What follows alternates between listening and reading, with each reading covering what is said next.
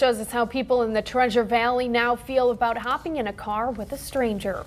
Most people I spoke to say this isn't really going to deter them from taking out their smartphone and using the Uber app to find a ride home. But some people say Uber already doesn't have the greatest reputation, and this certainly didn't help. A spokeswoman for the ride-sharing app Uber tells KBOI2 News that Jason Dalton, a Michigan man who police say killed 6 people in a shooting rampage, was a driver partner with the company.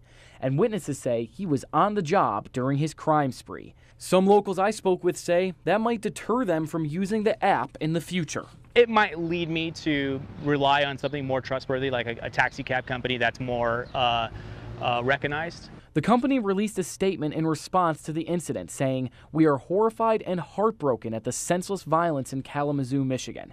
Our hearts and prayers are with the families of the victims of this devastating crime and those recovering from injuries. We have reached out to police to help with their investigation in any way that we can." On their webpage, Uber says they pre-screen all drivers with extensive background checks, which ask for their name and social security number and look at their criminal history. But some say the company needs to be more thorough. This isn't the first mishap I've heard with Uber drivers. Uber just settled 2 lawsuits that said the company misled customers on its safety policies, and city leaders wanted to see fingerprint background checks required when the ride-sharing service rolled into Boise. And in this case, police say the gunman did not have a criminal history that would have raised red flags. That's why most people I spoke with say this kind of random violence could happen anywhere, anytime.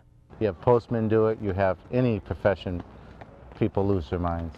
There are people out there who are fearful of small events, things that they think, oh, if they happen to them, then it could happen to me. And that's just not really the case.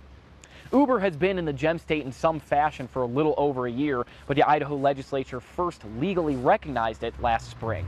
In Boise, Jake Lieber, KBOI2 News.